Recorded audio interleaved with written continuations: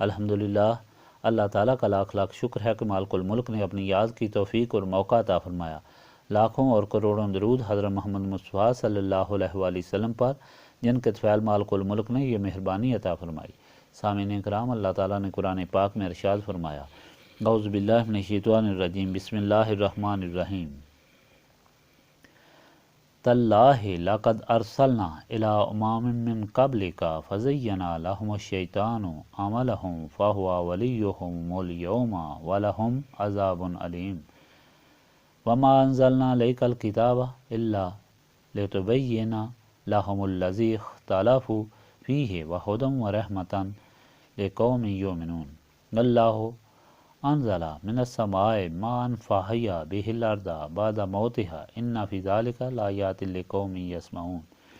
وان لکم فی الانعام لعبرۃ نسقیکم مما فی بطون من بین فرث ودام لبنا خالصا سائغا للشاربین، ومن ثمرات النخیل والعناب تتخذون منہ سکرا ورزقا حسنا ان فی ذلک لآیات لقوم یعقلون،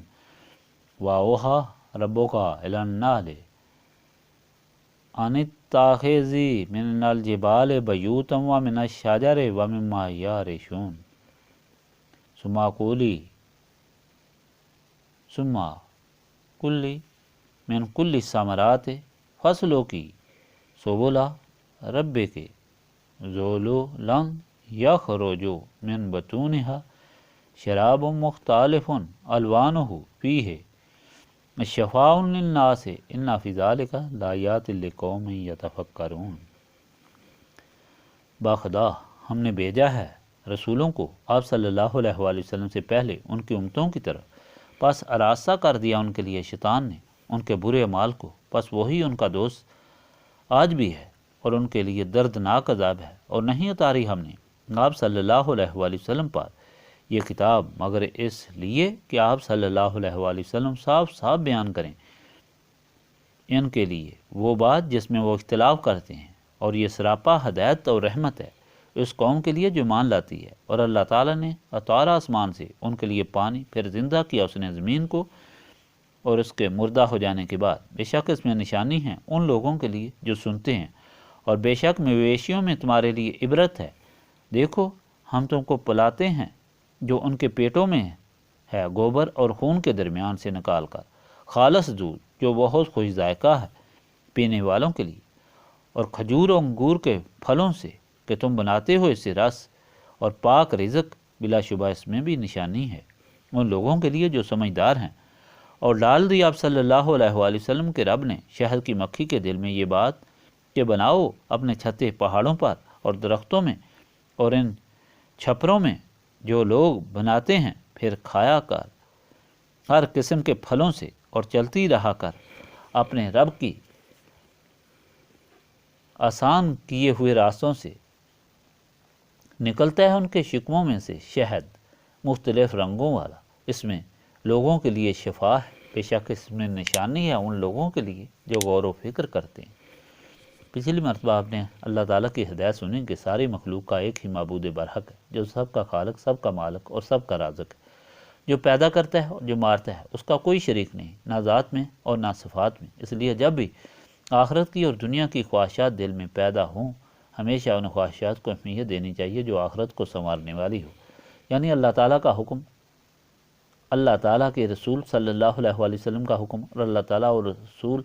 صلی اللہ علیہ وآلہ وسلم کا خوف، اللہ تعالیٰ رسول صلی اللہ علیہ وآلہ وسلم کی محبت کو ہمیشہ مقدم رکھنا چاہیے، خواہ اس کے لیے کتنی قربانی دینی پڑے۔ جو لوگ اس طرح عمل کرتے ہیں جیسے نبی پاک صلی اللہ علیہ وآلہ وسلم کے صحابہ کرام رضوان اللہ تعالیٰ علیہم اجمعین نے کیے،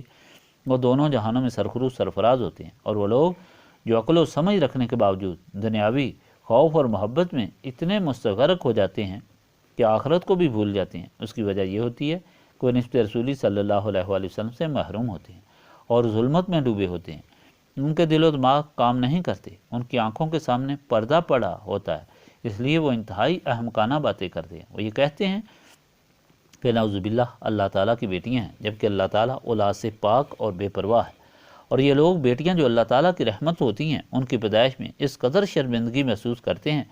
کہ ان کو زندہ زمین میں گاڑ دیتے ہیں یا بڑی شرمندگی سے ان کو رکھتے ہیں۔ یہ ساری باتیں حماقت کی ہیں۔ بیٹی نہ ہو تو سارا جہان نہ ہو، بیٹی ہی تو ماں بنتی ہے جس کے پاؤں کے نیچے جنت ہے۔ اور حضور پاک صلی اللہ علیہ وآلہ وسلم نے فرمایا کہ بیٹی آخرت میں والدین کے لیے دوزخ کے خلاف ڈھال بن جائے گی۔ یہ لوگ بے سمجھی کی باتیں اس لیے کرتے ہیں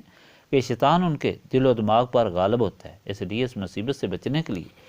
نصف رسولی صلی اللہ علیہ وآلہ وسلم از حد ضروری ہے۔ آج کا فرمان بھی مخلوق کے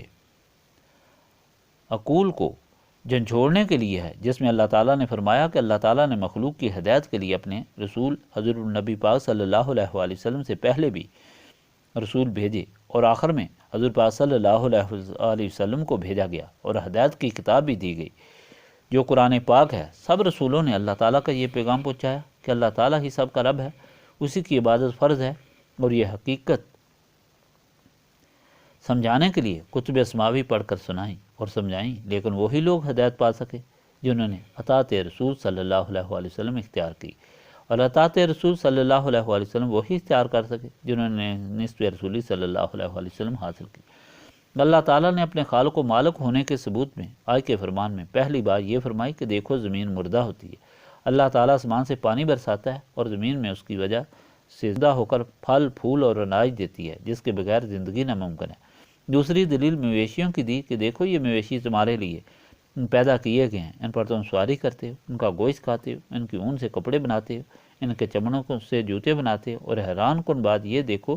جو اللہ تعالیٰ کی عظیم قدرت کا ثبوت پیش کرتی ہے کہ جانور گھاس کھاتے ہیں جیسے گوبر اور خون بنتا ہے،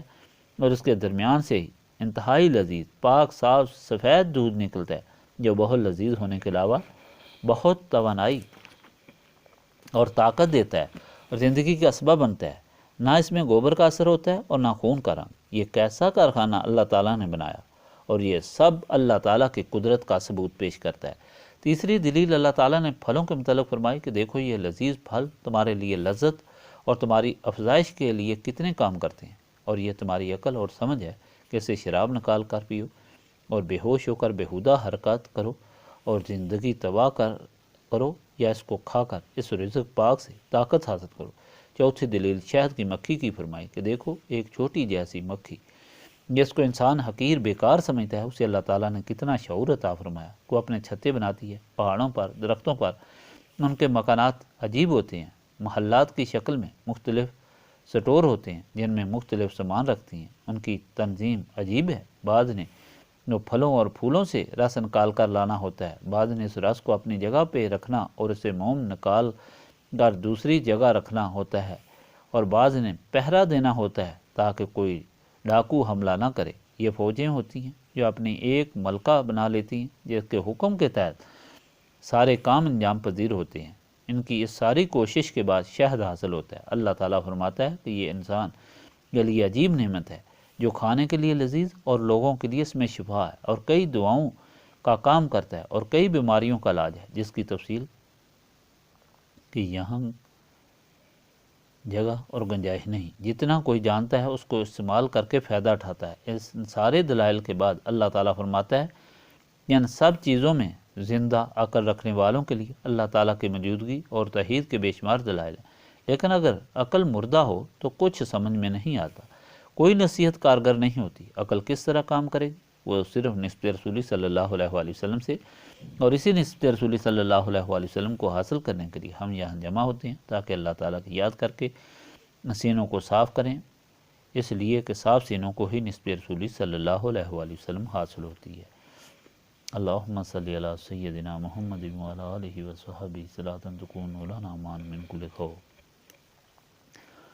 لا الہ الا انت سبحانک انی کنت من الظالمین۔ ربنا آتنا فی الدنیا حسنۃ وفی الآخرۃ حسنۃ وقنا عذاب النار۔ ربنا لا تزغ قلوبنا بعد إذ هديتنا وهب لنا من لدنك رحمة إنك أنت الوهاب۔ أنت ولي في الدنيا والآخرة توفني مسلما والحقني بالصالحين۔ اللهم إنك عفو تحب العفو فاعف عني يا غفور يا غفور يا غفور۔ ربنا تقبل منا انک انت السمیع العلیم وتب علینا انک انت التواب الرحیم استغفر اللہ العظیم الذی لا الہ الا هو الحی القیوم واتوب الیہ سبحانک ربک رب العزۃ عما یصفون وسلام علی المرسلین والحمد للہ رب العالمین.